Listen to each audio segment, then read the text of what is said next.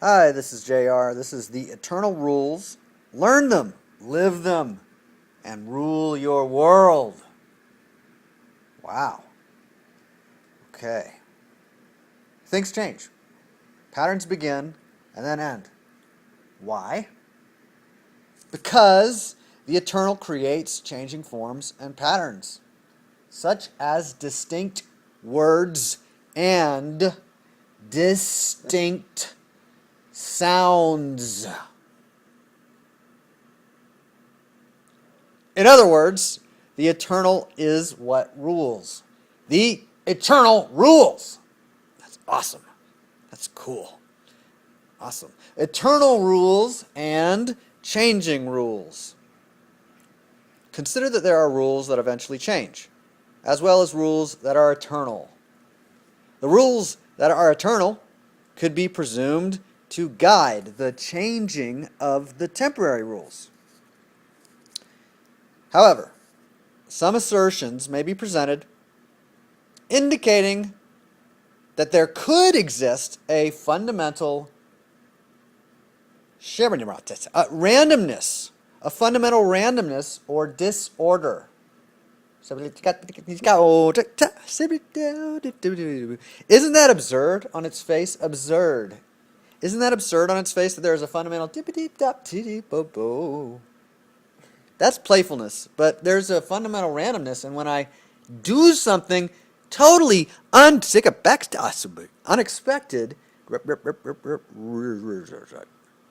then people go, well, that's not what I expected. That's silly. That's weird. That's unexpected. That's orderly. No, disorderly. That's he's just making sounds with his mouth. That's really weird. All right. Now, the idea, though, that there's fundamental randomness or disorder and that there's no order, like that might be dumb because there might be order. Hello? It's self-evident that there's order. Anyway, the rules of Bacon. Let's just talk about the rules of Bacon here because you guys got to get really how serious this whole situation is, okay? So we need to diverge by making this longer than it needs to be by talking about the rules of Bacon. If you want to read the little red things down there about order, self-evident, the rule of respect, and all those list of rules, fine. But before I do that, I'm going to read the rules of Bacon. Number 1, there must always exist. I should learn how to read better, huh? There must always be, number 1. Damn it! Start over. Okay, the rules of Bacon. Hi, this is JR. And this is, what is this? The Eternal Rules. Learn them, live them, rule your world. The rules of Bacon. Number 1, there must always be bacon in the fridge. Always.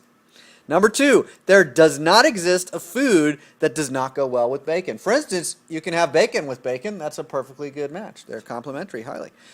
There are 2 kinds of people in the world. Those who like bacon and those who will be used as fodder in the case of a zombie apocalypse. Number 4, even pigs like bacon. Fact! Number 5, crispy and chewy are both acceptable ways to cook bacon. Thou shalt not discriminate. Number 6, 90% of the world's problems can be solved by cooking more bacon. 7, bacon presents exactly 0 health risks. Shut up! Okay. 8, if your computer is antiquated and slow, you can feed it bacon through the floppy drive to make it run faster. If you don't have a floppy drive, just rub it on the screen. Okay. Number 9, meals without bacon are rarely worth eating. Number 10, when given a breathalyzer test, like if you're driving because you're super sloshed, you're just freaking drunk off your behind, and you're given a breathalyzer test, right, because you're swerving and you're all that, then the number that they give you is your BAC. This is short for BACON, bacon. And it's equal to the number of slices of bacon that you should eat divided by 100. So if you get a 9, then you should eat 900 slices of bacon. Yeah. Thou shalt always consume... Oh, but if you get 0.09, then you should have 9 slices of bacon. Oh, I get it. Okay. Number 11, thou shalt always consume bacon on the Sabbath, and the Mondath, and the Tuesdath, and the... Number 12, bacon gets you laid. Is that true? All right. Okay. All right. Let's get serious here for a moment. Ready? Okay. Now back to the thing, because we needed a serious moment there for a second. Now back to the thing, though. All right. Order is self-evident. Language involves order. So does everything else. The ability to recognize order is self-evident. The ability to recognize order, like what you're doing right now when you're not even trying to understand these words in English and these sequences of sounds, that's self-evident that you can recognize order. You have the ability to recognize order. Did you know that? Whether or not you knew it, you knew it. Wait, something like that. Whether or not you knew it, you had it. Okay? Whether or not you knew that you had the ability to recognize order, it was self-evident already, because you can recognize order. Further, there are occasions in which a particular observer may not identify any particular order. Might go, I don't know. What was that? What does that mean? I don't know how to speak that language. If that was a language, I don't even know if it was a language. Or, past patterns may be presumed to apply to a new case. Past patterns may be presumed to apply to a new case. Okay, so here's a new case, and I think I know what this is. It's one of those things that I know from the past. See? That's what this is. It's a speculation. It's a presumption. It can happen, right? It can happen. Such initial interpretations may be imprecise. Yeah, even if they're sincere, they may be imprecise. And when the initial interpretation is imprecise, that can lead to confusion. When the initial interpretation is imprecise, that can lead to confusion, which simply means that a prior presumption is inconsistent with present experience. Because there's the pre-existing presumption, and then there's the present experience, and I go, what? Those don't go together. That's confusion. You know what confusion is? Okay, cool. Confusion is a normal part of the learning process. Which process? Which learning process? The learning process, the big one. The learning process has a normal part called confusion. It's a normal part of the learning process. Confusion. What is? Confusion is a normal part of the learning process. Those who attempt to avoid any experience of confusion may also be delaying their biggest opportunities to learn. Oh, wow. So, what are the eternal rules? Ready? Here they are. Number 1, there must always be bacon in the fridge. Number 1, the rule of respect. Respect all rules. Whether or not you recognize any particular rule, the rules still rule. However, precisely or imprecisely you understand a rule, it still rules. However imprecisely or precisely you understand a rule, does it still rule? Yeah. If it's a rule, it rules, whether or not you understand it at all, or a little, or totally, or whatever. However much you scream and shout and have heroic tantrums or shed tears about the rules still rule.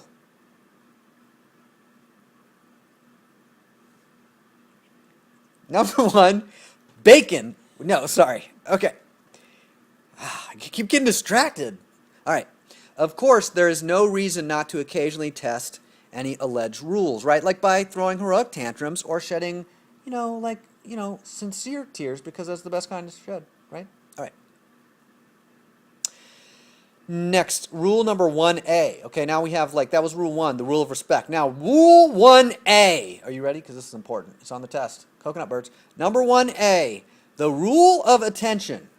We only notice things to which we give attention. That's right. We only notice things to which we give attention.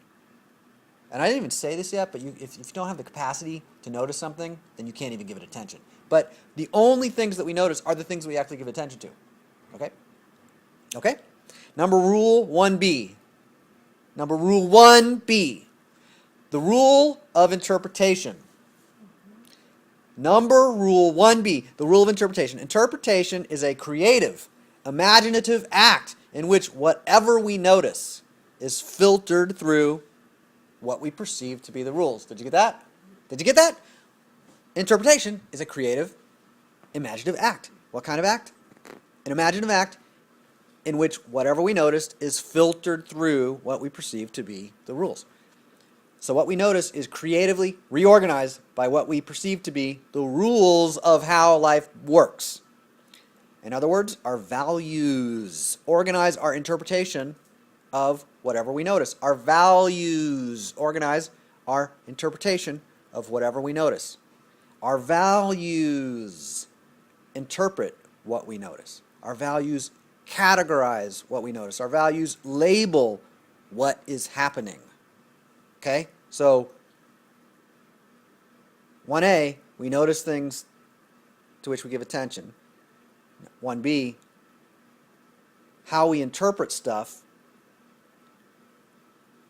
organizes what is happening according to the particular perceiver.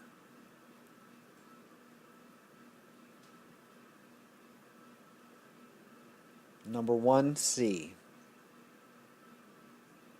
The rule of experience. What we experience is our interpretation of what we notice. What else do you experience? Only thing we experience is our interpretation of what we notice. So we notice stuff like, and then we interpret it based on our values and our perception of what the rules are and stuff like that. And then we experience that interpretation of whatever we noticed, which of course was stuff that we gave our attention to, right? So whatever we experience is however we relate to what we notice. What we experience is however we relate to what we notice. Is that clear? Our interpretation of what we notice, how we relate to what we notice, how we label, how we categorize, how we organize what we notice. What we experience is how we organize what we notice. And how do we organize it? Based on our perceptions of how life works. Our perceptions of the rules of how life works are what we use to organize what we notice. Number 1D, the rule of response. All actions are responsive to an experience. All actions are responsive to an experience. 1E, the rule of action. Actions are what produce results. Actions rule results. That's the rule of action, 1E. Number 2, the rule of perception. Your perception of what the rules are will organize your interpretations, then your experience of your interpretations, then your responses to your experience of your interpretations, and finally, your perception of what the rules are will organize the results produced by your responses to your experience of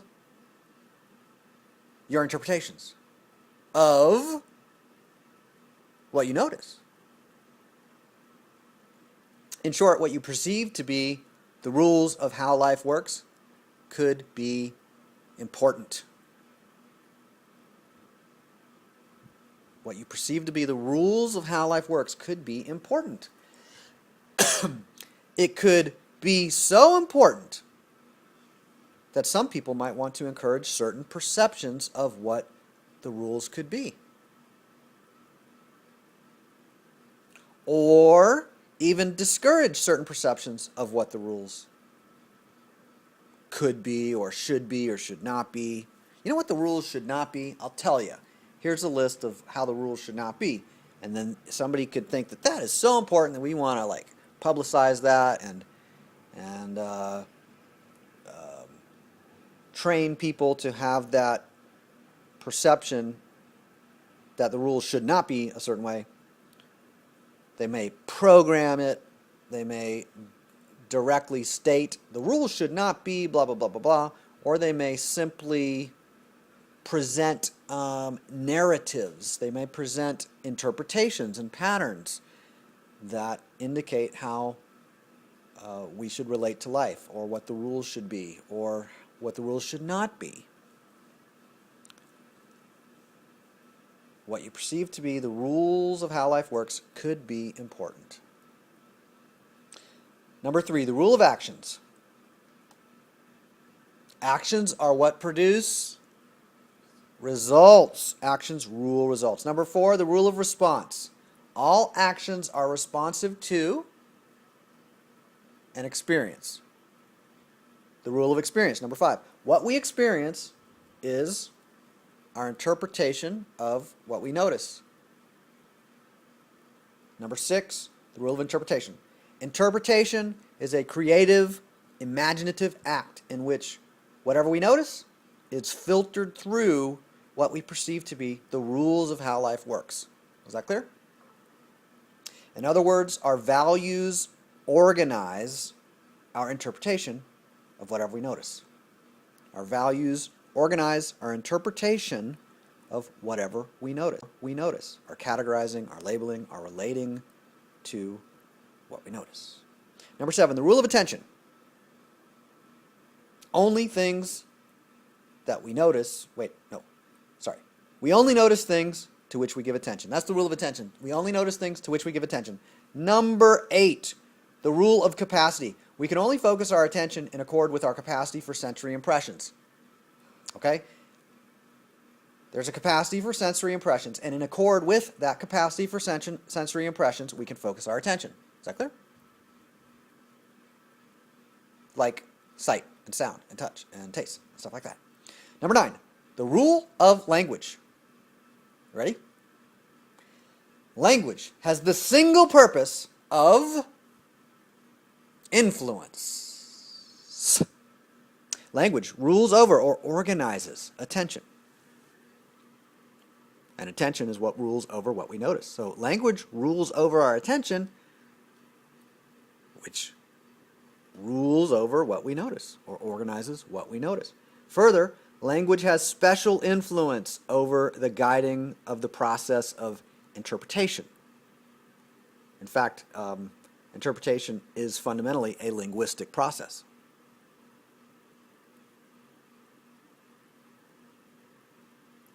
Guided by language, our interpretations rule or organize our experiences.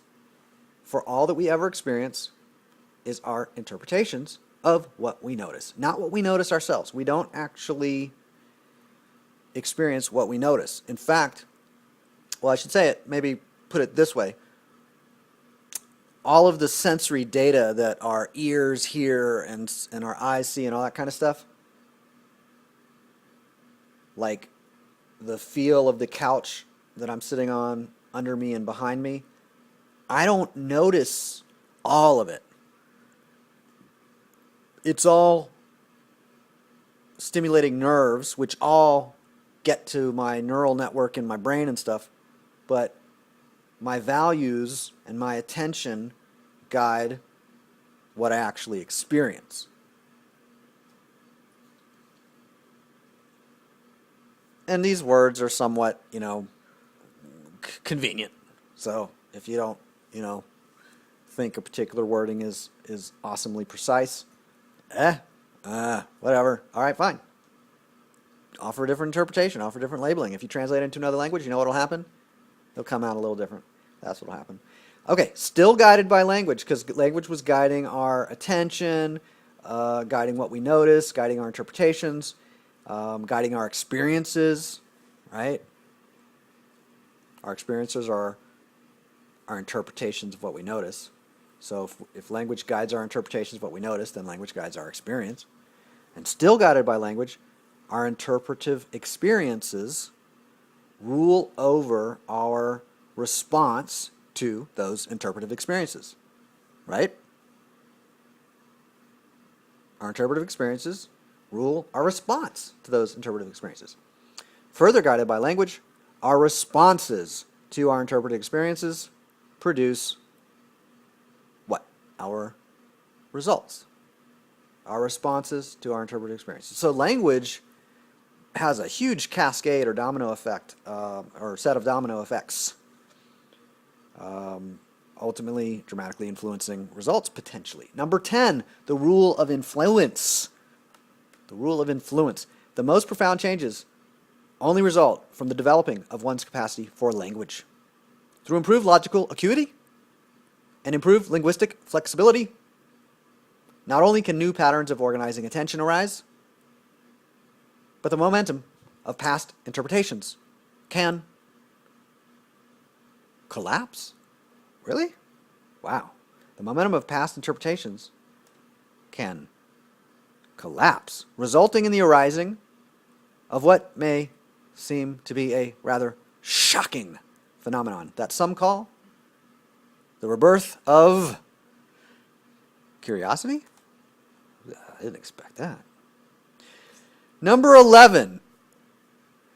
Did I mention yet that things can change, and indeed may have done so already? Like, for instance, just during the process of the duration of this process, has anything changed?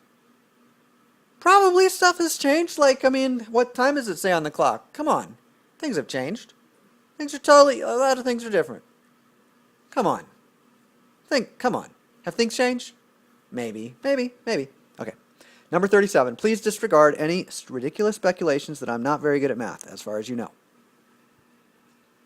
Number 4,962,351. The rule of the eternal. Everything that begins also ends. Except, of course, for anything that is eternal. I did skip a few rules, but those are the rules that change. So, like, I mean, a lot of them aren't even in effect anymore, right?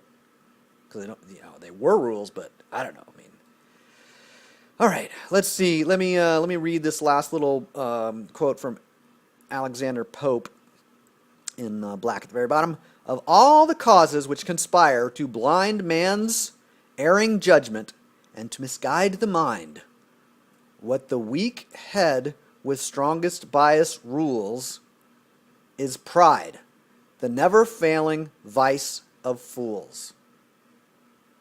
One has to wonder, of course, as we read this writing of Alexander Pope, if he spoke English, because that was like, you can't just have a capital W in the middle of the sentence after...